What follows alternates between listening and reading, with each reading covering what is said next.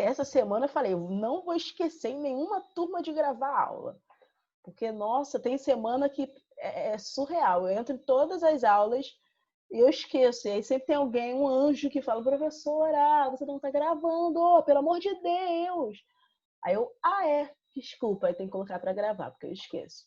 Aí tem que voltar a falar tudo que eu já tinha falado, aquela loucura, né? Gente, eu não tô enrolando não, tá? Eu tô tentando abrir aqui o chat. E abri. Pronto, agora sim. Porque caso vocês venham falar comigo, eu tô aqui ouvindo tudo direitinho. Então vamos lá, turma. Essa página aqui da nossa... Ixi, assumi o chat novamente, depois eu abro ainda. Nós estamos aqui nessa página à direita, tá? Na página 66, ou melhor, 67, do capítulo 9 do nosso livro. Nesse capítulo 9, que o título é Sudeste, Paisagens Concretas, eu só vou... Professora, Oi! página 67 tem isso não. Eita, 67 não tem? Não, fala de quilombo. Ah, não, peraí. Quilombo. Quilombo é na página lá atrás, é na página... 67.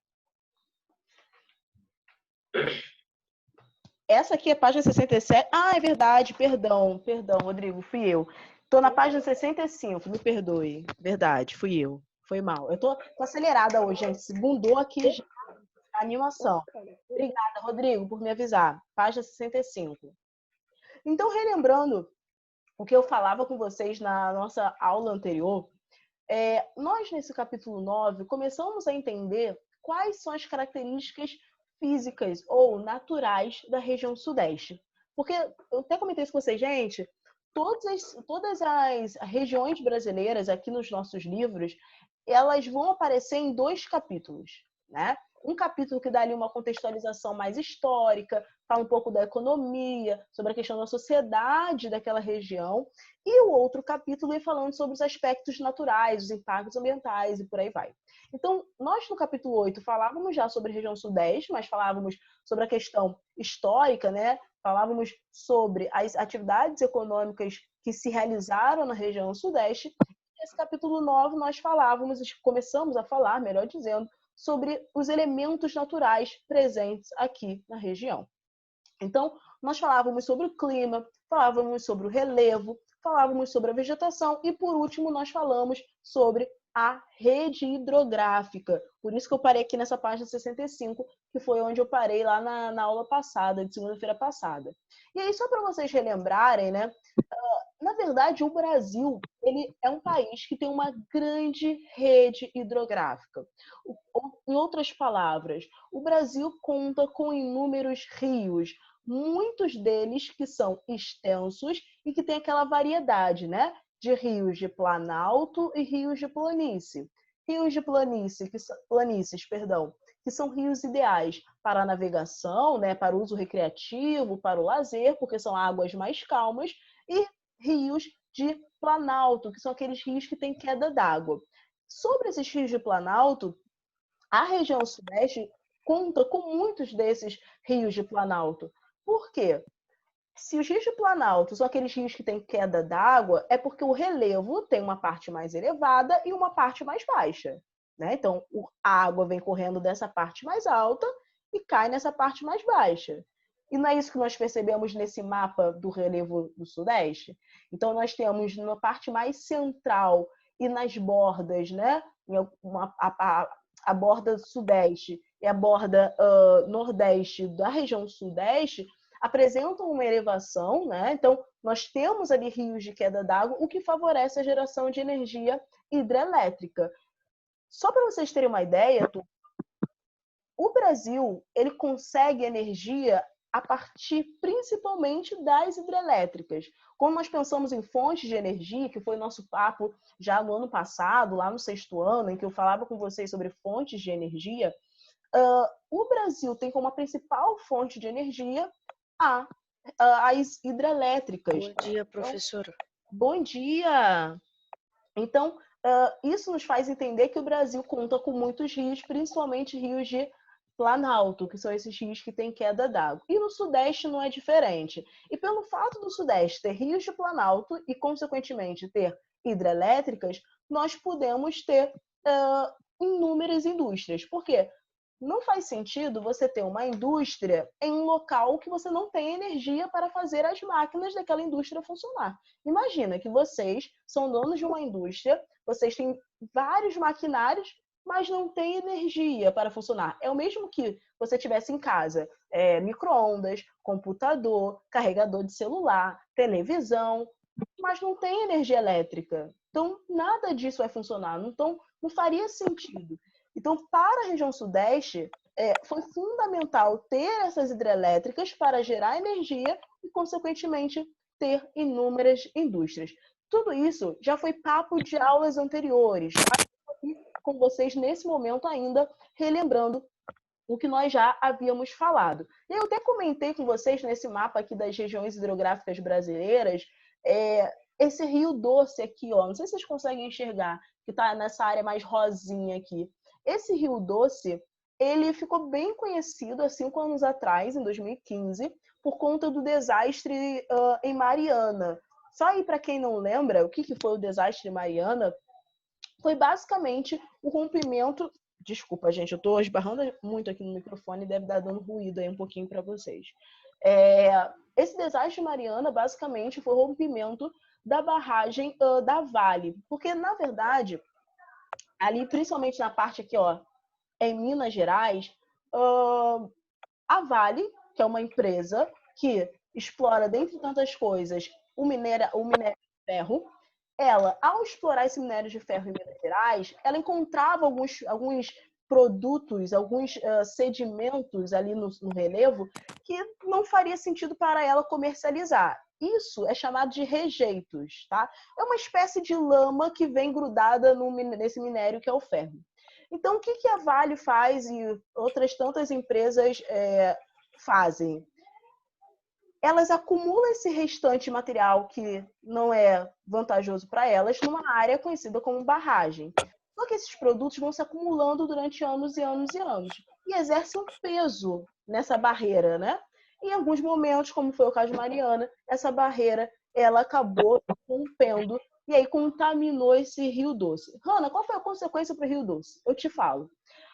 A consequência foi esse rio, que tinha águas limpas, se tornou um rio lamacento, que causou a morte de inúmeros animais, o que causou impactos na vida de inúmeras pessoas que viviam da pesca nesse rio. Então, os impactos foram absurdamente grandes. E, infelizmente, até hoje não tem uma resolução final, né? Infelizmente, muitas das medidas que tinham por objetivo recuperar essa área ainda não foram atendidas completamente. Turma, falem comigo. Tá tudo certo até aí? Tá tranquilo? Tá tudo bem? Tá tudo tranquilo? Professora, você falou da barragem de Mariana. Isso. Pode também falar também do Brumadinho.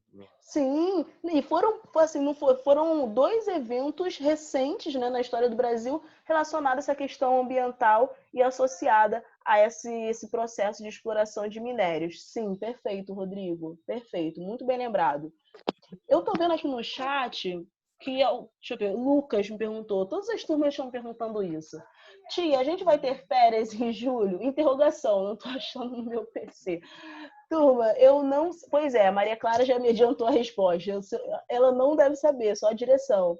Pois é, assim, eu sei que vocês provavelmente devem estar ouvindo e tem colegas de outras escolas que estão entrando de férias agora no mês de julho, mas nós, do Marcos Rodrigues, nós não temos ainda nenhuma definição nesse sentido. Tudo bem? Então, assim, como a Maria falou, você de repente pode entrar em contato com a coordenação ou com as meninas da secretaria, que talvez elas possam informar vocês melhor. Mas eu acredito que ainda não tenha nada definido, porque senão já teriam passado para nós professores também, né? Porque quando vocês entram de férias ou recesso, a gente também entra, né? Então, nós não temos nenhuma informação nesse sentido, mas eu estou sabendo que algumas escolas vão ter esse recesso e que algumas escolas estão até pretendendo voltar às aulas no começo de agosto. Acho que dia 8 de agosto, se eu não me engano. Coisa que também não tem nada definido ainda no Marcos Rodrigues, não, tá, gente? Então, sobre essa questão de recesso e de retorno, que eu saiba, não tem nada definido ainda. mas vocês podem sim entrar em contato com a coordenação ou com a secretaria. Lucas falou, é muito ruim acordar cedo, eu quero dormir. Olha porque ele quer férias. Para dormir até meio-dia. Nada demais, Lucas. Você pode acordar cedo, assistir a aula e voltar a dormir. Tranquilo, ó. Tranquilíssimo, não é isso? Dorme porque... Apesar que as aulas acabam quase meio-dia, né? Então assiste às aulas, almoça, dá uma descansada, né? Dá uma dormida, depois acorda, faz os exercícios daquele dia, né? Porque senão vira aquela bola de neve, exercícios acumulados, e depois fica com a noite totalmente livre. Então, é isso, gente. Cauã falou, é verdade, eu perco sono. Ah, eu não perco não, gente. Quando eu tô com sono, eu posso acordar, fazer mil coisas. Se eu encostar em algum lugar, eu durmo novamente, tranquilamente. Então, tranquilo até aí, né, turma? Vamos avançar um pouquinho. Página virando. Aí sim eu tô na página que eu havia falado no início da aula, né? Pessoa doida. E aí falando, né, agora sobre os impactos sobre essas questões naturais do Sudeste, nós vamos falar sobre as atividades econômicas que se realizaram na região Sudeste e de que forma elas impactaram o meio ambiente. Turma, no capítulo anterior, no capítulo 8, eu falava com vocês sobre as atividades econômicas que tiveram mais destaque na região Sudeste. Isso não quer dizer que não existiram outras atividades ocorrendo ao mesmo tempo, tá? Mas sempre tem uma atividade econômica que se destaca em determinado momento mais do que as outras. Então, quando nós estamos na região Sudeste, no capítulo 8, eu falei com vocês que no Sudeste houve uma tentativa, né, de explorar a cana-de-açúcar, né, de cultivar a cana-de-açúcar aqui. Houve exploração no pau-brasil, houve exploração de ouro, né, em Minas Gerais.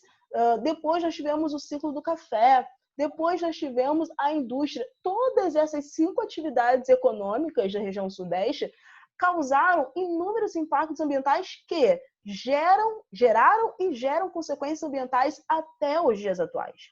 Tudo bem? Então, nós vamos começar a falar aqui um pouco sobre esse processo de impacto que os seres humanos, né, que nós causamos aqui na região Sudeste, não apenas hoje, mas desde lá de século XVI. Tudo bem? Se vocês se recordarem, a região Sudeste, na verdade, todo o litoral brasileiro, ele acabou sendo mais ocupado do que o interior do Brasil, com destaque principalmente para o Nordeste e para o Sudeste. O Sul não foi tão explorado assim quanto, quando eu falo explorado os recursos naturais, tá? Não foi tão explorado como o Nordeste quanto o Sudeste. Por isso, essas duas áreas, elas enfrentam hoje muito, não sei se seria muito equivocado, mas nós poderíamos até afirmar que elas enfrentam mais problemas ambientais do que as áreas mais ao interior do Brasil. Então, nós poderíamos comentar aqui a seguinte coisa, como ele destaca na página 64 do livro de vocês, que as atividades econômicas elas causaram transformações. Então, ele fala aqui sobre o impacto causado pela cana-de-açúcar e pela mineração no Sudeste. Então, acompanhe aqui comigo o que ele diz. A transformação, eu vou dar um zoom um pouco maior, né, gente? Porque essas letrinhas, eu tenho que dar um zoom de 300% aqui para conseguir enxergar. Agora está um pouquinho melhor.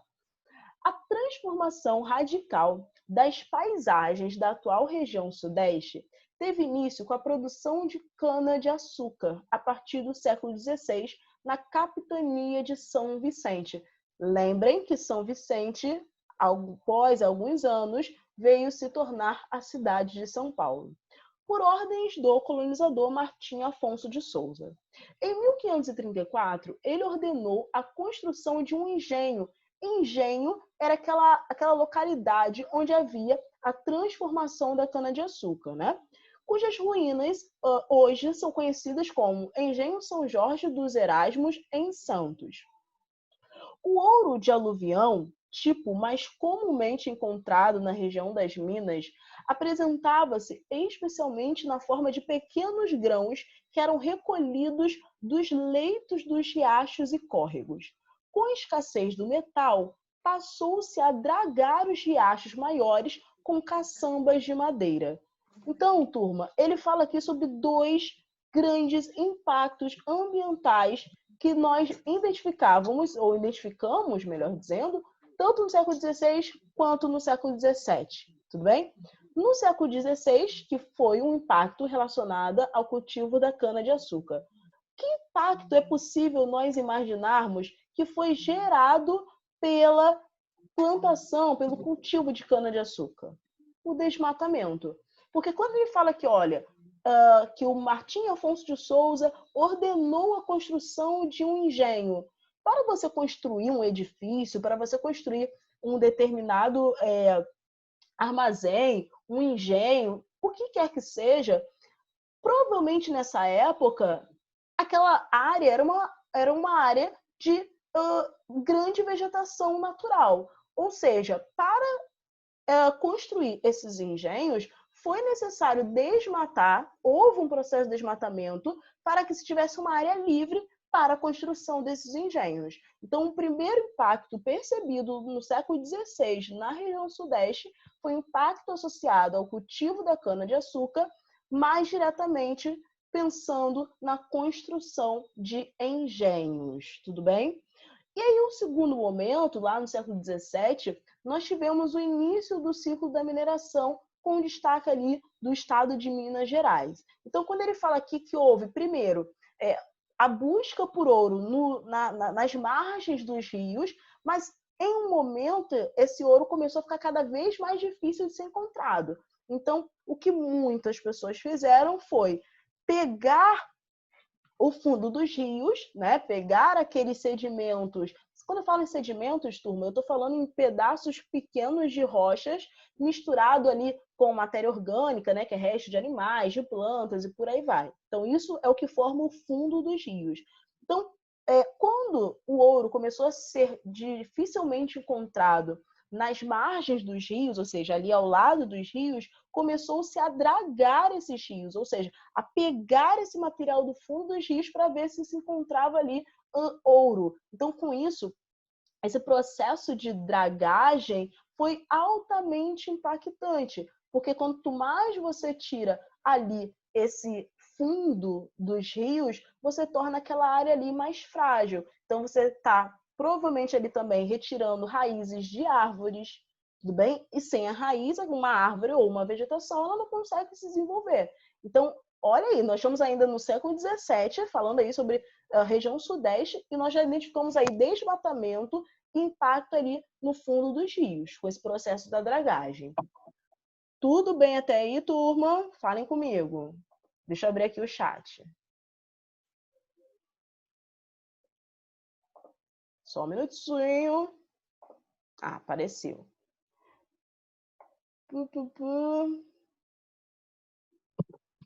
É porque tem muita mensagem aqui. Olha, Arthur, eu vou fingir que eu não vi essa mensagem que você postou aqui no chat, tá? Olha só ele. Não, mas não vou nem falar o que eu tenho feito para descobrir quem dorme durante a aula, mesmo à distância. Vou nem dar aqui a dica. Vou nem dar a dica. Cadê? Senhora, tô aqui. Quem tá aqui? Alguém falou comigo? Cauã. Cauã. Então tá, Cauã. Cauã vai ganhar presença no final. Eu tô aqui também, professora Rodrigo Uric. Eu tô aqui também, professora. Professora, também tô aqui, tá bom? Ah, professora, eu tô aqui também. Eu tô ligada em vocês. Rodrigo Peguei a tua... Uric tá presente. Rodrigo Uric tá presente. Opa, Eu também tô presente, Gabriel. pode Vou dar deixar. presente pra quem, cara? Eu quero presente. Pode deixar, pode deixar. Meu aniversário ninguém mandou, né? Olha só. Pedro presente. Vai ver, você não pediu. Pode deixar. Tô de olho, tô de olho. Bom saber disso, Arthur. Bom saber disso. Agora eu peguei a dica. Olha só, turma, dando sequência aqui, então, já que tá tudo bem até aí, nós vamos avançar um pouquinho aqui para a página ao lado, que é a página 67. Na página 67, eu não vou ler esse texto, porque ele é bem grandinho, eu quero avançar um pouco no conteúdo com vocês, mas, por favor, depois de vocês leiam, é um texto relativamente pequeno, assim, não é tão grande, que fala sobre os caiçaras e sobre os quilombolas. Turma, os principais impactados por esses problemas que nós já vimos ali que acontecem desde o século XVI, né, problemas ambientais que acontecem desde o século XVI na região sudeste, é a população que vive dos recursos retirados da natureza. Então, quando nós falamos em caiçaras, basicamente nós estamos falando de povos principalmente descendentes de indígenas e que sobrevivem da agricultura de subsistência, que vivem da pesca ou do extrativismo. E quando nós falamos em quilombolas, nós estamos falando, na verdade, de descendentes de ex-escravizados africanos. Então, esses dois grupos, tanto os caiçaras quanto os quilombolas, são dois grupos que sobrevivem dos recursos retirados da natureza. Mas de repente você pensa assim, ai, Hannah, então eles destroem a natureza? Não, muito pelo contrário, tá? Esses povos, tanto os caiçaras quanto os quilombolas, eles têm um conhecimento absurdo sobre a natureza e eles retiram os recursos visando apenas a sua sobrevivência, tá? E não pensando, por exemplo, em vender aquele recurso e ter cada vez mais lucro e enriquecer, e explorar cada vez mais áreas. Não tem essa lógica de pensamento, né? Então, os caiçaras e os quilombolas, ao mesmo tempo que eles dependem da natureza para sobreviver, eles também visam a preservação desses recursos. Eu vou dar um exemplo para vocês. Há um tempo atrás, no período que eu estudava ainda, na época de faculdade e tudo mais, eu tinha alguns colegas, eu até fazia parte desse grupo na faculdade, que a gente pesquisava a vida dos pescadores. E era muito legal. Por quê? Tinha um período, existe até hoje um período, em que os pescadores não pescam determinados tipos de peixes. Por quê? Porque eles sabem que naquele período os peixes estão em época de reprodução, ou seja, é a época em que os peixes vão ter cada vez mais peixes. Então, eles não pescam o peixe naquele período. Esse período é chamado de período defeso, que eles chamam. Então, ao mesmo tempo que eles necessitam daquele recurso para sobreviver, eles entendem que eles não podem destruir aquilo que eles necessitam para sobreviver. Faz sentido, né? Se eu preciso disso para sobreviver, eu não vou destruir aquilo. Infelizmente, não são todos os grupos que têm esse pensamento. Assim, na sociedade brasileira, de forma geral, né? E ao redor do mundo, infelizmente, o que nós vemos é o ser humano cada vez mais destruindo os recursos naturais e, enfim, né? Como nós temos visto aí ao longo dos anos. Tá bem? Então, eu vou avançar aqui um pouco para a próxima página, para que nós venhamos dar continuidade ao nosso conteúdo. E aí, nós chegamos ao café, o segundo café, e a industrialização. Então, século XVI foi o impacto causado pela cana-de-açúcar, que foi desmatamento. Século XVII, impacto causado pela exploração de ouro, que impacta ali na retirada das raízes, por exemplo, de vegetações, causando inúmeros impactos. Com o café, se vocês lembram, foi uma atividade econômica que começou a se desenvolver no Sudeste a partir do século XIX. E qual foi o impacto causado pelo café? Bom, o café, ele causou impactos como? Deixa eu só abrir aqui o chat, porque me apareceu aqui uma mensagem, eu acho. Deixa eu só abrir. É porque em qualquer coisa que eu clique, o chat some. Apareceu. Agora apareceu. Então, turma, quando nós falamos... Eita, tem alguém com o microfone aberto. Aí, porque se mandou hoje. Ô, Glória! É a Nuno. É a Nuno? Nuno, o microfone tá É aberto. a Maria Eduarda, cara. Meu Ô, Deus. Maria Eduarda. É verdade. Pronto, Caraca, mano, a voz da mãe dela. Agora sim. Ela Vamos não lá, falou vamos lá. Glória. Vamos lá, turma, vamos lá. E no século XIX, nós tivemos então o início do ciclo do café e, consequentemente, o café também causou impactos. Se vocês lembram, o café ele era exportado do interior do Rio e interior de São Paulo para os portos desses dois estados e, assim, ele era exportado para Europa e Estados Unidos. E de que forma esse café saía do interior do Rio e de São Paulo e ia para o litoral, para os portos? Através das ferrovias. para instalar ferrovias, com certeza houve antes a retirada da vegetação nativa. Então, houve também com o café um processo de desmatamento. Tranquilo? E no século XX, ali a partir de 1930, com Vargas, nós tivemos um processo de industrialização. E aí a indústria ela veio ali para causar ainda mais impacto. Por quê? Ambiental. Por quê? Porque as indústrias, ao mesmo tempo em que elas, ao se instalar, demandavam a retirada da vegetação para que a indústria fosse construída, elas também intensificaram a retirada de recursos naturais para serem matéria-prima. Então, tudo que a gente usa, né, tudo de produtos industrializados que nós usamos até os dias atuais, eles são provenientes de algum recurso natural. Tudo bem? Por exemplo, plástico. Vou te dar um exemplo. Plástico.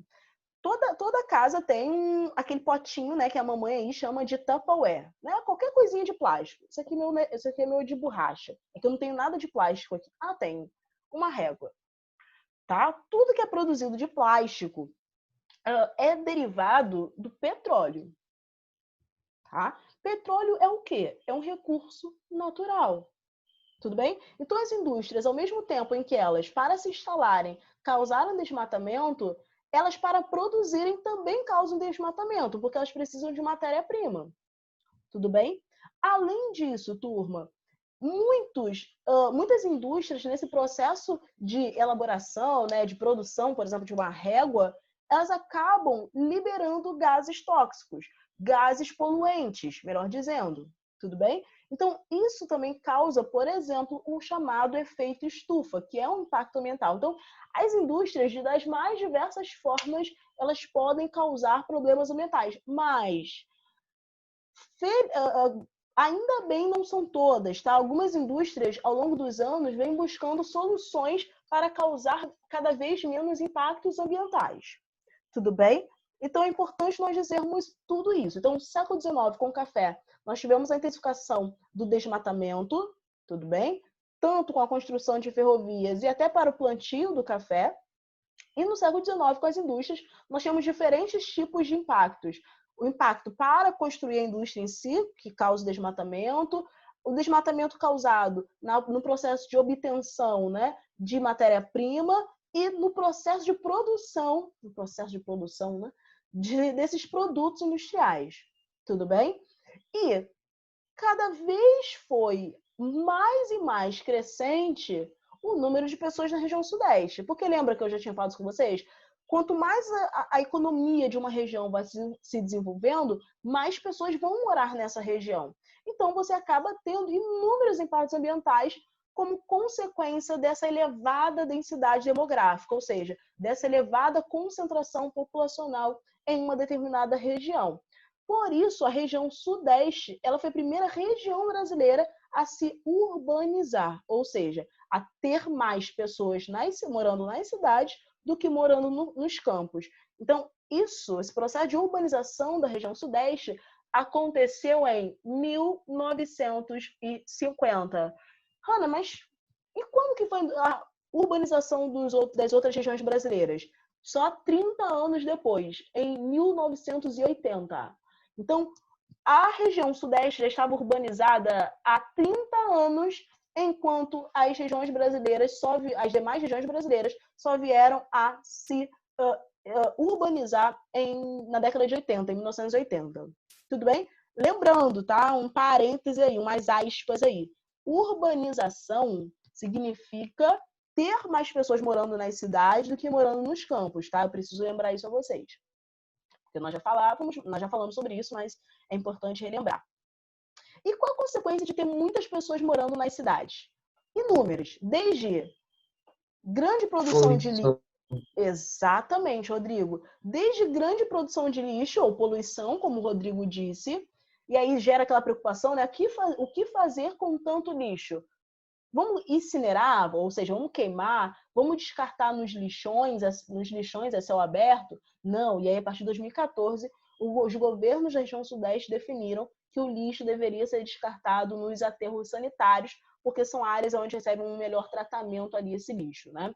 Nós temos problemas como trânsito, tá? Que é uma coisa assim, absurda, mas nas áreas agrícolas no Sudeste, apesar de ter poucas pessoas morando nessas regiões de campo no Sudeste, nós temos também impactos ambientais causados pelos agrotóxicos, pelos fertilizantes e por aí vai. Só uma observação, tá? Eu falei que tem poucas pessoas morando no campo na região Sudeste. Na verdade, são poucas pessoas se comparado com o número de pessoas que moram nas cidades, tá? Preciso fazer essa ressalva. E aí, avançando um pouco, aí sim nós entramos em para falar sobre alguns dados socioeconômicos da região Sudeste. Então, a qualidade da rede de saúde, o acesso à educação, que tem a ver com a taxa de analfabetismo, quase que não sai. A questão do trabalho infantil, enfim, diversos dados ou indicadores socioeconômicos que nos faz entender que a região Sudeste ainda apresenta inúmeros problemas sociais e econômicos, mas que se compararmos a região Sudeste com as demais regiões brasileiras, nós temos ainda um certo destaque, né? Um certo acesso um pouco melhor a alguns recursos, como, por exemplo, a rede de saneamento básico e por aí vai. Tranquilo, turma? Show de... Deixa eu abrir um chat aqui, só um minuto. Eu consegui finalizar o capítulo com vocês, que felicidade. Deixa eu só... Opa! Deixa eu ver aqui o chat. Show! Dúvidas, então, turma? Falem comigo. Não. Não, ótimo. Maria também falou que não. Não. Show de... Ótimo. Turma, então é isso. Eu vou pedir, então, para vocês fazerem os exercícios desse capítulo 9 para casa, tá bom? Que aí na segunda-feira que vem eu corrijo os exercícios que vocês tiverem dúvidas, tá bom? E aí eu peço agora, por favor, que vocês coloquem o nome de vocês no chat para que eu possa dar presença em off, tá? Porque faltam 2 minutos e 20 para a aula terminar. Então, para não perder esse tempo todo aqui, né, de repente nem conseguindo chamar todos, por favor, escreva o nome de vocês no chat que eu dou presença em off, tá? E aí quem tá dormindo não vai ganhar presença. De olho em vocês. É isso, tá bom, turma? Então façam para casa os exercícios do capítulo 9 do livro. Suplementar ainda não, do livro, tá? Do livro comum. E aí na semana que vem eu corrijo caso vocês tenham dúvida, tá bom? Meus amores, um beijo para vocês, boas aulas, boa semana. Eu sei que a segunda-feira é meio um dia que assim, né, a gente vai arrastado, mas vamos para cima, porque logo, logo tudo isso passa e a gente se encontra pessoalmente. Um beijo para vocês, boa semana. Tchau, professora. Boa semana. Adiós. Com a senhora. Professora, Pra vocês também.